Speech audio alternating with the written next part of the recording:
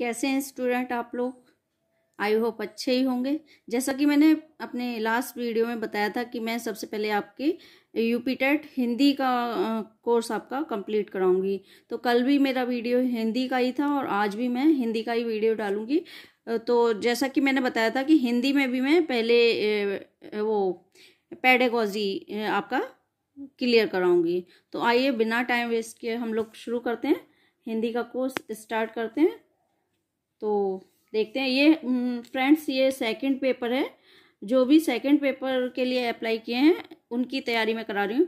वैसे कुछ कॉमन है ये चीज़ें, तो ये दोनों में ही आती हैं, लेकिन स्पेशली ये सेकंड पेपर के लिए है। ओके, तो आइए शुरू करते हैं। ये सेकंड पेपर 6 से 8 तक वाले लोगों का है, सामाजिक अध्ययन शिक्षक के लिए। तो आइए शुरू करते हैं हिंदी का पेडागॉजी। भाषा विकास की शिक्षण पद्धति। इसमें है सीखना और अधिग्रहण करना। कल भी मैंने इसके बारे में थोड़ा बहुत बताया था, तो आज वहीं से हम शुरू करते थोड़ा आगे से। अपने व्यापकतम रूप से तो भाषा वह साधन है जिसके माध्यम से हम सोचते हैं तथा अपने विचारों को व्यक्त करते हैं। किंतु भाषा विज्ञान में हम जिस भाषा का अध्ययन विश्लेषण करते हैं, जो बोली और सुनी जाती है, और बोलना भी पशु पक्षियों का नहीं, गूंगे मनुष्यों का भी नहीं, केवल बोल सकने वाले मनुष्यों का है। आपकी समझ आया क्या कहना चाह रहा है ये? भाषा वह साधन है जिसके माध्यम से हम सोचते हैं तथा अपने विचारों को व्यक्त करते हैं। यानी कि हम कुछ सोच रहे हैं और हम कुछ कहना चाहते हैं, वो हम कैसे सामने वाले से कहेंगे?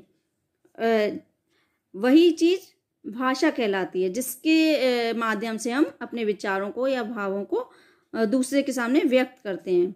और यह केवल किंतु भाषा विज्ञान में हम जिस भाषा का अध्ययन या विश्लेषण करते हैं, जो बोली हम बोलते हैं या सुनते हैं, वह किसके लिए है? पशु पक्षियों के लिए नहीं होती है, क्योंकि पशु पक्षी तो बोलना ही नहीं जानते हैं, और ना ही गूंगे मनुष्यों के लिए होती है, क्योंकि वह भी नहीं बोलना जानते। इसीलिए भाषा का केवल यूज किसके लिए है? जो बोल सकते हैं, यानी कि उन मनुष्यों के लिए भाषा का यूज है जो बोल सकते हैं। आ गई आपकी समझ में? आगे देखते हैं प्रोक्ति विज्ञान। प्रोक्ति विज्ञान क्या है? तर्कपूर्ण, क्रमयुक्त और आपस में आंतरिक रूप से सुसंबद्ध एकाधिक वाक्यों की ऐसी व्यवस्थित इकाई को प्रोक्ति कहते हैं, जो संदर्भ विशेष में अर्थ द्योतन की दृष्टि से पूर्ण हो। अर्थात यह क्या है? प्रोक्ति विज्ञान एक तरह से वाक्य कह सकते हैं। इसे वाक्य, जैसे एक लाइन होता है, सेंटेंस होता है, उसे हम प्रोक्ति कह सकते हैं। और वो क्या होता है? तर्कपूर्ण, जिसमें कुछ तर्क होता है, यानी एक तरह से विरोधाभास लेके ये वाक्य होता है। और यह एक क्रम युक्त, यानी कि अगर हम बिखरे हुए शब्दों को उसमें रख देंगे, कि जैसे हमने रख दिया पानी, ग्लास, मतलब अस्त व्यस्त करके, तो वह प्रोक्ति या वाक्य नहीं होगा। उसे हम एक तर्कपूर्ण और क्रम युक्त, एक मतलब आपस में क्रम बनाकर आंतरिक रूप से एक दूसरे से संबद्ध, यानी कि सुसंबद्ध और एकाधिक वाक्यों की ऐसी व्यवस्थित इकाई को, यानी कि एक व्यवस्थित तरीके से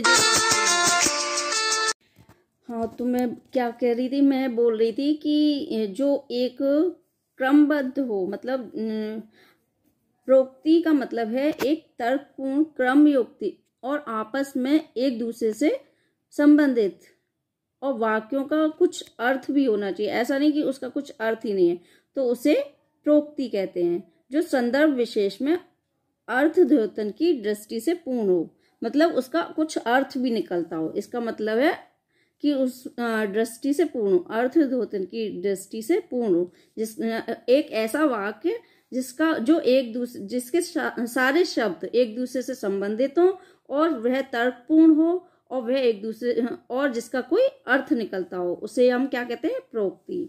अर्थात प्रोक्ति में एक से अधिक वाक्य होते हैं। ऐसा नहीं है कि एक ही वाक्य हो, उसमें एक से ज्यादा वाक्य भी हो सकते हैं। जैसे हम मिश्रित वाक्य भी कहते हैं, जैसे उसी तरह इन वाक्यों का क्रम तर्कपूर्ण होता है। ये ध्यान रखिएगा कि प्रोक्ति का जो वाक्यों का क्रम होता है वो हमेशा तर्कपूर्ण होता है। ये आंतरिक रूप से आपस में सुसंबद्ध होते हैं। ये वाक्य आपस में मिलकर संदर्भ विशेष में अर्थ की दृष्टि से पूर्ण होते हैं। ये वाक्य तर्कपूर्ण, क्रम युक्तता, आपस में सुसंबद्धता तथा अर्थद्योतन की दृष्टि से पूर्णता के कारण एक इकाई के रूप में होते हैं। ये जैसा कि मैंने अभी बताया है, ऊपर भी बताया है, ये इसका मतलब वही है। उपरोक्त परिभाषा में तर्कपूर्ण, क्रम युक्तता आंतरिक रूप से आपस में एकाधिक व्यवस्थित तथा संदर्भ विशेष आदि को छोड़ा जा सकता है, क्योंकि यदि वाक्य सुसंबद्ध है तो उनका क्रम तर्कपूर्ण ही होगा तथा वे आंतरिक रूप से जुड़े भी होंगे, क्योंकि सुसंबद्ध वाक्यों पदबंध में एकाधिकता, तर्कपूर्ण क्रमयुक्तता, बिना इसके सुसंबद्धता नहीं आ सकती। आपस में सुसंबद्धता तथा आंतरिक संबद्धता स्वतः समाहित है और बिना व्यवस्थितता के वाक्यों की लड़ी की कड़ी तो हो सकती है, सच्चे अर्थों में इकाई नहीं बन सकती। समझ आया आपके? इसका मतलब है कि ये एक वाक्यों की कड़ी बन सकती है, कड़ी या लड़ी तो बन सकती है, हम लिख सकते हैं, लेकिन इसका कोई अर्थ नहीं हो सकता इन चीजों के बिना। किसके बिना? कि ये इसमें तर्कपूर्णता ना हो, एकाधिकता ना हो, या इसमें क्रमबद्धता ना हो। इन सब गुणों के बिना ये एक लड़ी बन सकती है, कड़ी बन सकती है, लेकिन इनका कोई अर्थ नहीं बन सकता। वाक्य विज्ञान। वाक्य को साधारणतः लोग सार्थक शब्दों का समूह मानते हैं। आप लोग जानते ही होंगे वाक्य को क्या कहते हैं, एक सार्थक शब्दों का समूह कहते हैं, जो भाव को व्यक्त करने की दृष्टि से अपने आप में पूर्ण हो। इस प्रकार पूर्ण अर्थ प्रतीत करने वाले शब्दों के समूह को वाक्य कहते हैं। भाषा की दृष्टि से वाक्य की प्रमुख विशेषताएं इस प्रकार हैं। क्या क्या विशेषता हैं? ये इसके पार्ट दिए हुए हैं। पहला है प्रोक्ति विज्ञान और ये दूसरा है वाक्य विज्ञान, और इसके अंदर इसकी विशेषताएं दी हुई हैं। वाक्य विज्ञान में क्या विशेषताएं होनी चाहिए? वाक्य भाषा की सहज इकाई है। क्या है? पहली, भाषा की सहज इकाई। दूसरी विशेषता है इसकी, वाक्य में एक शब्द यानी कि पद या शब्द, एक ही बात है, भी हो सकता है और एक से अधिक भी। तीसरी है, वाक्य में अर्थ की पूर्णता हो सकती है और नहीं भी, मतलब वाक्य में अर्थ, पूरा अर्थ भी निकल सकता है और कभी कभी अधूरा वाक्य भी हो सकता है। वाक्य व्याकरणिक दृष्टि से पूर्ण होता है। व्याकरणिक पूर्णता कभी कभी संदर्भ पर भी निर्भर करती है। वाक्य में प्रत्यक्ष और या परोक्ष रूप से कम एक समापिका क्रिया का भाव अवश्य होता है। अर्थ विज्ञान, ये है सा बोल लीजिए या तीसरा बोल लीजिए पॉइंट। अर्थ विज्ञान किसी भी भाषिक इकाई, वाक्य, वाक्यांश, रूप, शब्द, मुहावरा आदि को किसी भी इंद्रिय, प्रमुखता कान, आंख से ग्रहण करने पर जो मानसिक प्रतीति होती है वही अर्थ है। अर्थ की प्रतीति दो प्रकार की होती है। कौन कौन सी होती है? यानी कि ये देखिए, इसका मतलब ये है कि अर्थ विज्ञान यानी कि किसी भी भाषिक इकाई या भाषिक इकाई यानी कि क्या है ये भाषिक इकाई? वाक्य, वाक्यांश, रूप, शब्द या मुहावरा, कुछ भी हो, को किसी भी इंद्रिय यानी कि जो हमारे ये है इंद्रियां होती हैं, आँख, कान, त्वचा, है ना, ये सारे होते हैं, जीभ, 5 ऑर्गन्स होते हैं। तो इनके द्वारा, इन्हें इंद्रिय बोलते हैं, से ग्रहण करने पर जो मानसिक प्रतीति होती है वही अर्थ है। यहाँ पे अर्थ की प्रतीति दो प्रकार की होती है, यानी आत्म अनुभव और पर अनुभव। आत्म अनुभव में क्या होता है? जो कि हम खुद, जैसे हमें खुद फील होता है, जो वो हमें ही महसूस होता है। हम उसे जान के या छू के या देख के जो भी हमें होता है वो आत्म अनुभव कहा जाता है। लेकिन पर अनुभव में क्या होता है, वो हम दूसरे पे डिपेंड होते हैं, वो हमें खुद नहीं पता चलता। जैसे कि आत्म अनुभव में हम बताएंगे कि जैसे चीनी है या कोई भी चीज है, उसे हमने खा के हमें उसका स्वाद पता चला कि चीनी मीठी होती है, ठीक है, ये हमारा हो गया आत्म अनुभव।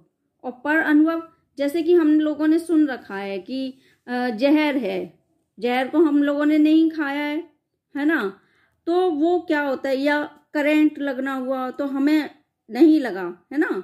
जरूरी नहीं है सबको करंट लगा हो या जहर किसी ने खाया हो, लेकिन उसके बारे में हमने सुन रखा है कि जहर से क्या होता है, जहर कड़वा होता है या जहर से मर जाते हैं, या करंट ऐसा होता है कि बॉडी में एकदम झंझनाहट होती है ना। तो वो चीज क्या होती है, वो पर अनुभव कहलाते हैं। तो यहाँ यही बताया है, आत्म अनुभव यानी कि खुद फील करना, खुद उसका अनुभव करना और फील करना। और पर अनुभव यानी कि सुना हुआ, जिसका कोई एक्सपीरियंस ना हो हमें, लेकिन हमने उसके बारे में सुन रखा हो, ठीक है। तो आत्म अनुभव स्वयं किसी चीज का अनुभव करके, उदाहरण के लिए चीनी मीठी होती है, मैं मीठी के अर्थ की प्रतीति स्वयं चीनी चखने से हो जाती है।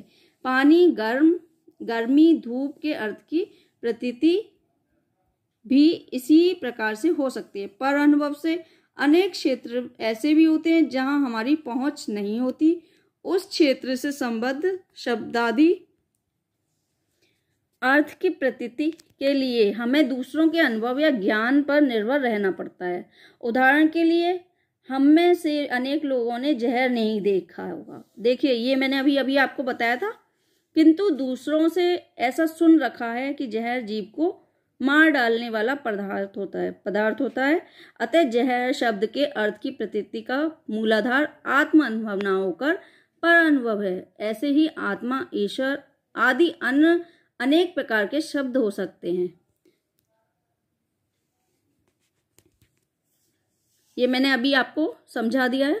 अर्थबोध के साधन, भारतीय परंपरा में अर्थबोध के 8 साधन माने गए हैं। देखिए ये वाला क्वेश्चन आ सकता है कि हमें ये क्वेश्चन पूछा जाए कि भारतीय परंपरा में अर्थबोध के कौन से साधन हैं, कितने हैं, ऑप्शन दिए जा सकते हैं 4, 6, 8, तो हमें 8 पे राइट करना है, या फिर इस तरह से ये दिए गए हों कि इनमें से एक कोई भी ऑप्शन में हो और 3 ऑप्शन और दिए गए हों। तो ये क्वेश्चन आ सकता है कि अर्थबोध के साधन कौन से हैं, या इन चारों में से कौन सा है, इस तरह से आ सकता है। तो भारतीय परंपरा में अर्थबोध के 8 साधन माने गए हैं। पहला व्यवहार, दूसरा शब्दकोश, तीसरा व्याकरण, चौथा प्रकरण, पांचवा व्याख्या, छठा उपमान, सातवां आप्त वाक्य और आठवां ज्ञात का सानिध्य। ये ब्लर हो गया था, पता नहीं क्यों। चलिए, रूप विज्ञान। रूप विज्ञान या पद विज्ञान में रूप या पद का विभिन्न दृष्टियों से अध्ययन किया जाता है। वर्णनात्मक रूप विज्ञान में किसी भाषा या बोली के किसी एक समय के रूप या पद का अध्ययन होता है। इतिहास में उसके विभिन्न कालों के रूपों का अध्ययन कर उसमें रूप रचना का इतिहास या विकास प्रस्तुत किया जाता है। और तुलनात्मक रूप विज्ञान में 2 या अधिक भाषाओं के रूपों का तुलनात्मक अध्ययन किया जाता है। सामान्य दृष्टि से देखने पर रूप परिवर्तन और ध्वनि परिवर्तन में अंतर नहीं दिखाई देता, परंतु वास्तव में दोनों में अंतर है। यद्यपि कभी कभी ये दोनों इतने समान या समीप हो जाते हैं कि इनको अलग कर पाना यदि असंभव नहीं तो कठिन अवश्य हो जाता है। तो ये आपको समझ आ गई होगी जहाँ तक है, या इसे एक्सप्लेन करूँ। मेरे को लग रहा है मैं आज ये वाला टॉपिक ख़त्म करा दूँ, तो बस इसीलिए थोड़ा जल्दी करें, फिर भी कोशिश करती हूँ। इसमें यही बताया गया है कि रूप विज्ञान के अंतर्गत रूप या पद का विभिन्न दृष्टियों से अध्ययन किया जाता है। और वर्णनात्मक रूप विज्ञान में किसी भाषा या बोली के किसी एक समय के रूप का या पद का अध्ययन होता है। इतिहास में उसके विभिन्न कालों के रूपों का अध्ययन कर उसमें रूप रचना का इतिहास या विकास प्रस्तुत किया जाता है। इसमें वैसे समझाने लायक कोई चीज़ है नहीं। और बस ये चीज आप ध्यान रखिएगा, ये इसका क्वेश्चन आ सकता है कि सामान्य दृष्टि से देखने पर रूप परिवर्तन और ध्वनि परिवर्तन में अंतर नहीं दिखाई देता, परंतु इसमें अंतर होता है, क्योंकि ये पूछा जा सकता है कि इनमें अंतर है या नहीं है। ठीक है, ये क्वेश्चन बन सकता है। आगे चलते हैं। शब्द विज्ञान। शब्द विज्ञान क्या होता है? शब्द विज्ञान शब्द का विज्ञान है, नाम से ही पता चल रहा है। इसमें शब्द और उससे संबद्ध उन सारे अध्ययनों को रखा जा सकता है जो भाषा विज्ञान की पारंपरिक शाखाओं ध्वनि विज्ञान, रूप विज्ञान तथा अर्थ विज्ञान में नहीं रखे जा सकते। ठीक है, शब्द विज्ञान में वह रखे जाते हैं, वह विषय रखे जाते हैं जो कि रूप विज्ञान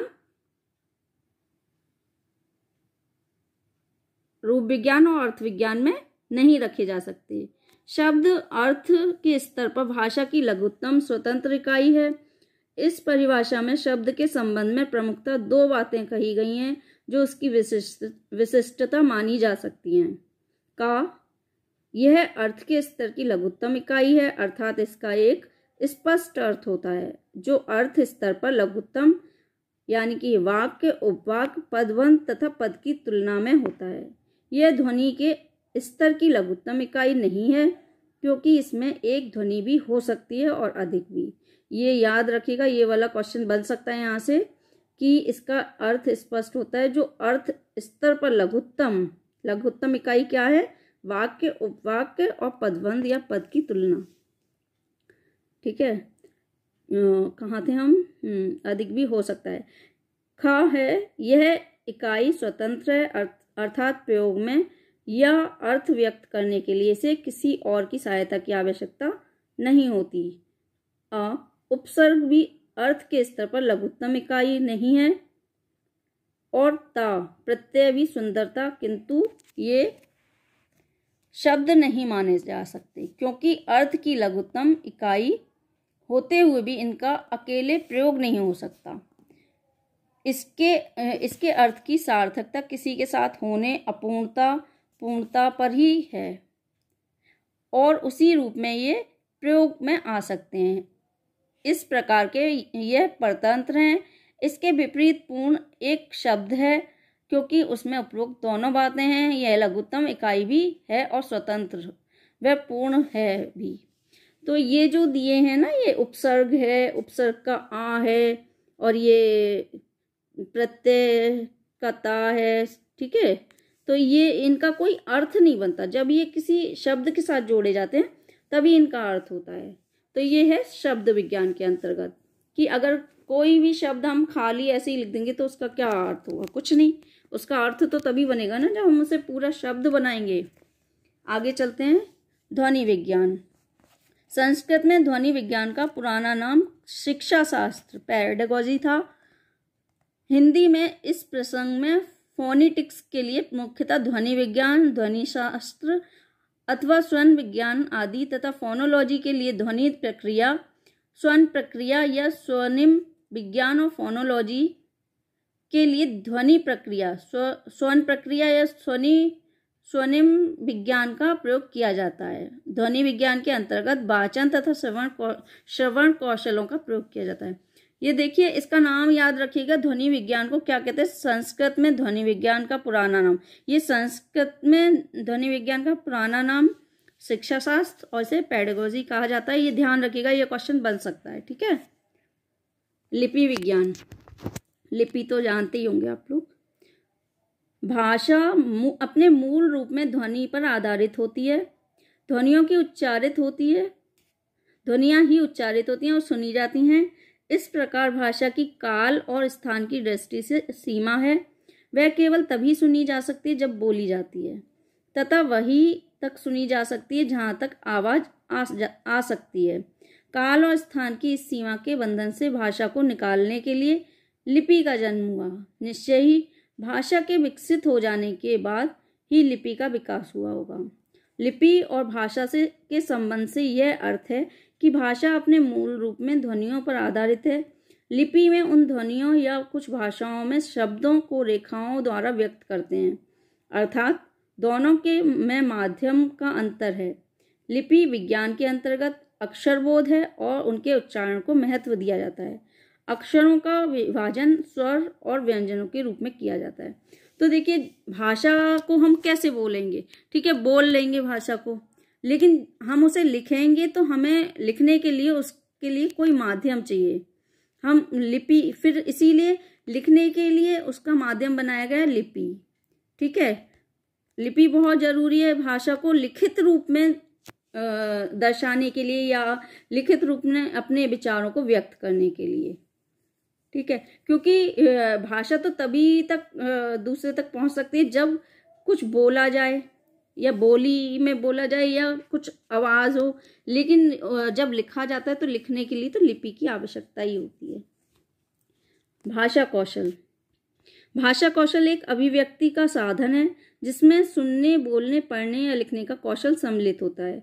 किसी व्यक्ति की संप्रेषण की सक्षमता उसकी भाषा कौशल की दक्षता पर निर्भर करता है। भाषा की प्रभावशीलता का संबंध उसकी बोधगम्यता से संबंधित होता है। भाषा कौशल क्या है? एक अभिव्यक्ति का साधन है, मतलब अपनी भावनाओं को या अपनी इच्छाओं को, अपनी बातों को व्यक्त करने का साधन है, जिसमें सुनने, बोलने, पढ़ने तथा लिखने का कौशल सम्मिलित है। इसमें क्या है? तीनों ही कौशल होने चाहिए, लिखना भी आना चाहिए, पढ़ना भी आना चाहिए और बोलना भी आना चाहिए। और ये क्या है? एक व्यक्ति की संप्रेषण की सक्षमता, यानी कि बातचीत करने की या बातचीत करने की सक्षमता है ये। भाषा कौशल की विशेषताएं क्या हैं? इसकी विशेषताएं आइए देखते हैं। भाषा कौशल के विवेचन से विशेषताओं एवं प्रकृति का बोध होता है। भाषा कौशल की सामान्य विशेषताएं इस प्रकार हैं। भाषा कौशल भाषा का व्यवहारिक पक्ष है। भाषा कौशल संप्रेषण का साधन तथा मुख्य माध्यम है। भाषा कौशल में मानसिक, शारीरिक अंग, ज्ञानेंद्रियां तथा कर्मेंद्रियां क्रियाशील होती हैं। ये देखिए, इसमें से क्वेश्चन बन रहे हैं, आप लोग देखिए। भाषा कौशल का व्यवहारिक पक्ष है, ये ऑप्शन में आ सकता है कि भाषा कौशल का कौन सा पक्ष है? व्यवहारिक पक्ष है। और इसमें भी आ सकता है ये संप्रेषण का साधन है। भाषा कौशल क्या है? तो ये ऑप्शन में आ सकता है संप्रेषण का साधन। और इसमें भाषा कौशल में क्या, कौन से अंग क्रियाशील होते हैं? मानसिक, शारीरिक, ज्ञानेंद्रिय तथा कर्मेंद्रिय। तो ये ऑप्शन में आ सकते हैं और इसके शॉर्ट क्वेश्चन बन सकते हैं। भाषा कौशल अर्जित किया जाता है, इसके लिए प्रशिक्षण तथा अभ्यास किया जाता है। ये भी आ सकता है कि भाषा कौशल अर्जित किया जा सकता है या नहीं, तो या प्रशिक्षण किया जा सकता है या नहीं, तो ये भी आ सकता है कि भाषा कौशल अर्जित किया जा सकता है और इसका प्रशिक्षण भी दिया जा सकता है। भाषा कौशल में प्रत्यक्षीकरण तथा मानसिक व्यवस्था की आवश्यकता भी होती है। भाषा कौशल के 2 घटक हैं, ये आ सकता है। भाषा कौशल के कितने घटक होते हैं? 2 होते हैं। कौन कौन से होते हैं? ऑप्शन में आ सकते हैं। पाठ्य वस्तु तथा अभिव्यक्ति होते हैं। भाव, विचारों तथा उनका संप्रेषण करना। भाषा कौशल के 2 प्रभाव हैं, इसको भी कर लीजिएगा। 2 प्रभाव कौन से हैं भाषा कौशल के? लिखना, पढ़ना तथा बोलना, सुनना। भाषा कौशल का उद्देश्य क्या है? बोधगम्यता, ये भी कर सकते हैं। भाषा कौशल से संप्रेषण की सक्षमता का विकास होता है। किसका विकास होता है? भाषा कौशल से संप्रेषण की सक्षमता का। देखिए, ये शॉर्ट क्वेश्चन बन रहे हैं, आप लोग इन्हें नोट कर लीजिएगा। भाषा कौशल से शाब्दिक अंतः प्रक्रिया होती है, इसे भी करिएगा कि भाषा कौशल से कौन सी अंतः प्रक्रिया होती है? शाब्दिक अंतः प्रक्रिया। भाषा कौशल की प्रभावशीलता का आकलन कौशलों की शुद्धता तथा बोधगम्यता से किया जाता है, इसे भी करिएगा। भाषा कौशल की प्रभावशीलता का आकलन किससे किया जाता है? शुद्धता तथा बोधगम्यता से। भाषा कौशल का भाषा विज्ञान तथा व्याकरण ही मुख्य आधार होता है, इसका भी है। भाषा कौशल का आधार क्या है? व्याकरण का। भाषा कौशल का भाषा विज्ञान तथा व्याकरण ही मुख्य आधार होता है। भाषा कौशल के विकास हेतु उपयुक्त विधियां निम्नवत हैं। बोलने का कौशल। वाचन एक कला है। वाचन की जीवन के प्रत्येक क्षेत्र में आवश्यकता होती है। व्यक्ति का सबसे बड़ा आभूषण उसकी सुसंस्कृत एवं मधुर वाणी है। आपको पता है, इंसान का बोलने का ढंग अच्छा होगा तो वो सबको प्रभावित कर लेता है, लेकिन जहाँ उसकी बोली बहुत कड़वी होगी तो वो किसी को प्रभावित नहीं कर पाता और सब लोग उससे दूर भागते हैं। तो यहाँ इसी का मतलब है कि व्यक्ति का सबसे बड़ा आभूषण उसकी सुसंस्कृत अलंकृत एवं मधुर वाणी है, क्योंकि अन्य सभी आभूषण तो टूट या घिस जाते हैं, किंतु वाणी सदा बनी रहती है। व्यक्ति का एकमात्र आभूषण उसकी मधुर वाणी है। अमृत भी मधुर वाणी से में ही होता है। मनुष्य अपने भावों एवं विचारों को बोलकर या अथवा लिखकर व्यक्त करता है। भावों एवं विचारों का संप्रेषण या प्रकाशन ही रचना है। अतः रचना के दो मुख्य रूप हैं, मौखिक रचना एवं लिखित रचना। वशीकरण एक मंत्र है, परिहर वचन कठोर। कैथरीन ओकानर के अनुसार वाचन एक जटिल सीखने की प्रक्रिया है, जिसमें सुनने के गतिवाही माध्यमों का मानसिक पक्षों से संबंध होता है। ये जरूर आप याद कर लीजिएगा कि ये कोटेशन आ सकती है, तो ये किसकी है या इस तरह से क्वेश्चन बन सकता है। तो ये है कैथरीन ओकानर के अनुसार वाचन एक जटिल सीखने की प्रक्रिया है, जिसमें सुनने के गतिवाही माध्यम का मानसिक पक्षों से संबंध होता है। भाषाओं के विश्लेषण से विदित होता है कि उनके अक्षरों की ध्वनियां स्थानों पर विभिन्न प्रकार से निकलती हैं।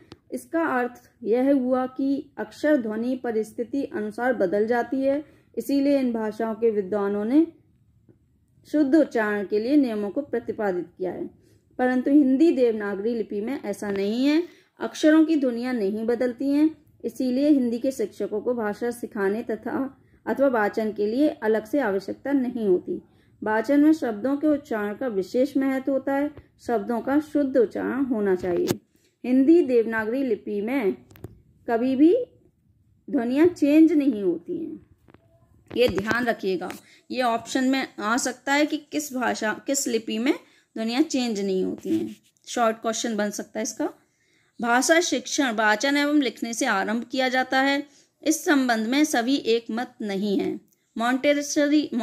मॉन्टेसरी शिक्षा प्रणाली लिखने से आरंभ करने के पक्ष में है, परंतु अन्य सभी वाचन से आरंभ करने के पक्षधर हैं, क्योंकि ध्वनि से ज्ञान सरल है, लिखने से बोलना सरल होता है। लिखने से ध्वनि और लिपि के रूप को समझने में समय भी लगता है। लिपिबद्ध शब्दों को सरलता से पढ़ाया जा सकता है। मॉन्टेसरी जो शिक्षा थी प्रणाली, वो लिखने से आरंभ करने के पक्ष में थी, कि वो चाहती थी कि लिखना पहले आना चाहिए।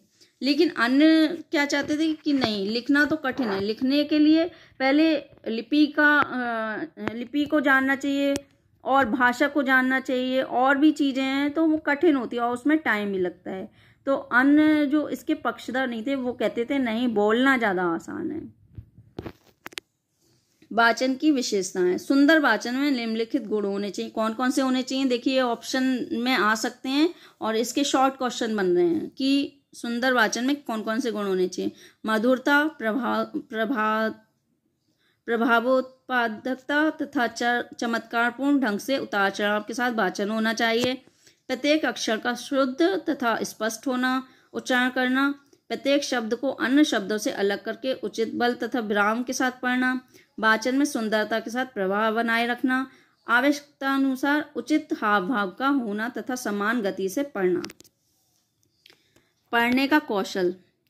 लिखित भाषा को पढ़ने की क्रिया को पठन कौशल कहा जाता है। जैसे पुस्तकों को पढ़ना, समाचार पत्रों को पढ़ना आदि भाषा के संदर्भ में पढ़ने का कुछ भिन्न होता है, अर्थ कुछ भिन्न होता है। भाव और विचारों को लिखित भाषा के माध्यम से अभिव्यक्ति को पढ़कर समझना पठन कहा जाता है। लिखने का उद्देश्य होता है कि भाव और विचारों को हम दूसरों तक पहुंचाना चाहते हैं। अन्य व्यक्ति जब उसको लिखित भाषा के रूप में पढ़ेगा तब उसके भाव एवं विचारों को समझ लेगा। इस क्रिया को पठन कहते हैं। किस सीमा तक कोई व्यक्ति उसके भाव एवं विचारों को समझता है, यह उसकी एकाग्रता एवं ग्रहण शक्ति पर निर्भर करता है। पठन दो प्रकार से किया जाता है, ये ध्यान रखिएगा। इसमें से शॉर्ट बन रहे हैं। पठन कितने प्रकार का होता है? दो प्रकार का। आप लोग जानते तो हैं, फिर भी जब ऐसे ऑप्शन वो लोग देते हैं कि हम लोग कंफ्यूज हो जाते हैं, सारे ऑप्शन एक से लगते हैं उसमें। मौखिक रूप से पठन या बोलकर पढ़ना। दूसरा है मौन रूप से पठन या मन ही मन पढ़ना। मौखिक रूप से पढ़ने के कई रूप होते हैं। व्यक्तिगत पठन, सामूहिक पठन, आदर्श पठन और अनुकरण पठन।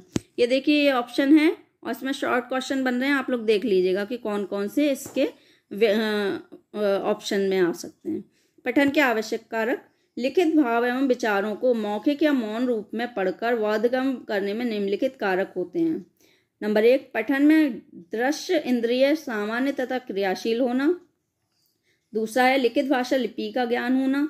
तीसरा है लिखित पाठ्य सामग्री की शब्दावली का बोध एवं शुद्ध उच्चारण का अभ्यास होना। ये तीनों ही बहुत जरूरी है पठन में आवश्यक कारक। चौथा है पठन में तत्परता, एकाग्रता एवं रुचि का होना। पांचवा है पठन में लिखित अभिव्यक्ति के साथ उसके अर्थ एवं भाव को समझने की क्षमता होना। छठा है वाक्य विज्ञान, रूप विज्ञान एवं अर्थ विज्ञान का बोध होना। तो ये हैं पठन में, ये बहुत जरूरी कारक हैं, आप लोग ध्यान रखिएगा। ये मैंने बताए हैं, कौन कौन से बताए हैं मैंने पठन में कारक। दृश्य इंद्रिय तथा क्रियाशील, भाषा लिपि का ज्ञान, शब्दावली का बोध, शुद्ध उच्चारण, और ये है तत्परता, एकाग्रता, रुचि का होना, लिखित अभिव्यक्ति, अर्थ एवं भाव को समझने की क्षमता होना, वाक्य विज्ञान, रूप विज्ञान और एवं अर्थ विज्ञान का बोध होना। तो ये इसके प्रमुख कारक हैं। पठन कौशल का विकास। कौशल का संबंध क्रियात्मक पक्ष के विकास से होता है, इसीलिए भाषा कौशलों के विकास के लिए अभ्यास तथा प्रशिक्षण की आवश्यकता होती है। छात्रों को पढ़ने के लिए अवसर दिए जाएं और उन्हें ऐसा साहित्य उपलब्ध कराया जाए जो उनकी रुचि के अनुकूल हो। जैसे छात्र कहानियों में अधिक रुचि लेते हैं, इसीलिए उन्हें शिक्षाप्रद कहानियां पढ़ने का अवसर दिया जाए। पढ़ने का निरंतर अभ्यास कराया जाए जिससे उनमें पठन की आदत का विकास हो जाए। पठन के अभ्यास का कार्य घर एवं विद्यालय दोनों से आरंभ किया जा सकता है। छात्रों की अवस्थानुकूल विभिन्न स्तरों पर उनकी आवश्यकता एवं इच्छाओं के अनुकूल पठन के लिए अवसर दिए जाएं।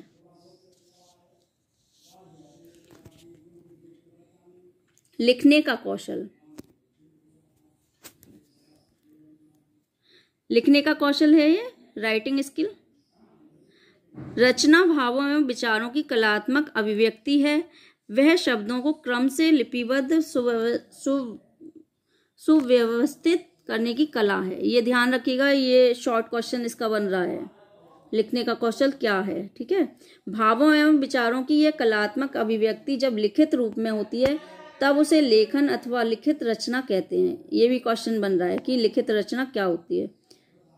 अभिव्यक्ति की दृष्टि से लेखन तथा वाचन परस्पर पूर्वक होते हैं। वाचन से लेखन कठिन होता है। लेखन में वर्तनी का विशेष महत्व है।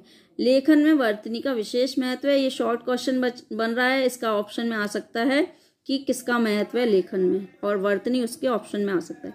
जबकि वाचन में उच्चारण का महत्व है। ये भी क्वेश्चन बन रहा है कि वाचन में किसका महत्व है और उच्चारण उसके शॉर्ट क्वेश्चन बन रहा है और उसमें ऑप्शन में आ सकता है उच्चारण। उच्चारण की शुद्धता आवश्यक तत्व है और लेखन में अक्षरों का सुडौल होना और वर्तनी की शुद्धता होनी चाहिए। लेखन की कला स्थायी साहित्य का अंग है। लेखन की विषय वस्तु साहित्य का क्षेत्र होता है और वाक्य लिखित भाषा अभिव्यक्ति का माध्यम होता है। लेखन में सोचने तथा चिंतन के लिए अधिक समय मिलता है, जबकि वाचन में भावाभिव्यक्ति का सतत प्रवाह बना रहता है। सोचने का समय नहीं रहता। मानव जीवन में लेखन तथा वाचन दोनों रूपों का महत्व है। मानव जीवन में लेखन तथा वाचन दोनों रूपों का महत्व है। देखिए ये ऑप्शन में इस तरह से क्वेश्चन बन के आ सकता है शॉर्ट कि मानव जीवन में किसका महत्व है। तो ये एक में हो सकता है लेखन, और बी में वाचन, सी में कुछ और ऑप्शन, और डी में इस तरह से जिसमें लेखन और वाचन दोनों हो, तो इस तरह से बन के आ सकता है। आप लोग देख लीजिएगा। लेखन की अशुद्धियां पाठकों तथा आलोचकों की दृष्टियों से बच नहीं सकती, जबकि वाचन में इतना ध्यान नहीं जाता है। इस कारण लेखन में भाषा की शुद्धता का विशेष ध्यान रखना पड़ता है। पाठ्य सामग्री, विषय सामग्री, भाषा व शैली के परिष्कार पर विशेष ध्यान देना पड़ता है। लेखन में भाषा, शैली पर विषय सामग्री आदि सभी दृष्टि से शुद्ध होनी चाहिए। ये क्वेश्चन बन रहा है। पाठ्य सामग्री, विषय सामग्री, भाषा व शैली के परिष्कार पर विशेष ध्यान देना पड़ता है। किसमें? लेखन में, ठीक है। तो ये ऑप्शन में आ सकते हैं और ये पूरा क्वेश्चन 2 क्वेश्चन बन रहे हैं इसमें से, देख लीजिएगा।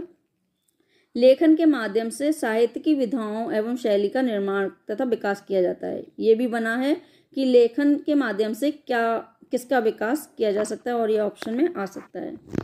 साहित्य में स्थायीपन लेखन से आता है। लेखन से अभिव्यक्ति के अनेक रूप हैं। कहानी, नाटक, निबंध, कथाएं, आत्मकथा, संवाद, संस्मरण, जीवनी, कविता, गद्य, गीत, काव्य आदि। छात्रों को शिक्षण द्वारा इन विधाओं एवं रूपों से अवगत कराया जाता है। वाचन में भावात्मक पक्ष की प्रधानता होती है, जो लेखन द्वारा संभव नहीं हो पाती। स्वर के उतार चढ़ाव से शब्दों में शक्ति आती है, जिससे उसे प्रोत्साहन मिलता है। सुनने का कौशल, वाचन सुनने और सुनकर उसका अर्थ एवं भाव समझने की क्रिया को सुनने का कौशल कहा जाता है। इस कौशल का सैद्धांतिक पक्ष ध्वनि विज्ञान के अंतर्गत दिया गया है। यह क्वेश्चन बन रहा है, इसे नोट कर लीजिएगा। सामान्यतः कानों द्वारा जो ध्वनियाँ ग्रहण की जाती हैं और मस्तिष्क द्वारा उसकी अनुभूति तथा प्रत्यक्षीकरण के श्रवण कहते हैं। मौखिक भाषा के माध्यम से अभिव्यक्ति, भाव एवं विचारों को सुनकर समझना ही श्रवण कौशल है। भाषा के संदर्भ में अर्थ, बोध एवं भाव की प्रतीति सुनने के आवश्यक तत्व होते हैं। इस प्रकार जब कोई व्यक्ति हमारे सामने अपने भाव एवं विचार मौखिक भाषा के माध्यम से अभिव्यक्त करता है और हम उसे सुनकर यथा भाव एवं विचार समझते और ग्रहण करते हैं, तो हमारी यह क्रिया सुनना अथवा श्रवण कहलाती है। यह बात दूसरी है कि हम यथा भाव एवं विचार किस सीमा तक समझते और ग्रहण करते हैं, क्योंकि देखिए दूसरा तो हमारे सामने अपने भाव और विचार प्रकट कर रहा है, लेकिन ये हमारी बुद्धि पे डिपेंड करता है कि हम उसकी बात को किस हद तक समझ पाते हैं। ठीक है। मूल्यांकन की प्रविधियां। अब मुझे लगता है कि आज मैं इतना ही कराऊं, ये मैं कल कराऊं, क्योंकि बहुत ज़्यादा हो जाएगा तो आप लोग इतना कर भी नहीं पाएंगे एक दिन में। तो मैं यहाँ से सोच रही हूँ कि मैं कल कराऊं। ये मूल्यांकन की प्रविधियां हम कल कराएंगे इनके बारे में, क्योंकि काफ़ी हो जाएगा, फिर इतना नहीं हो पाएगा ना याद। ठीक है, तो कोई दिक्कत नहीं है। मेरा नेक्स्ट वीडियो भी इसी टॉपिक पर रहेगा, क्योंकि ये काफ़ी लंबा टॉपिक हो गया है। ये 2 दिन में ख़त्म होने वालों में से नहीं है। कोई दिक्कत नहीं है, आप लोग इसे अच्छे से याद करिए।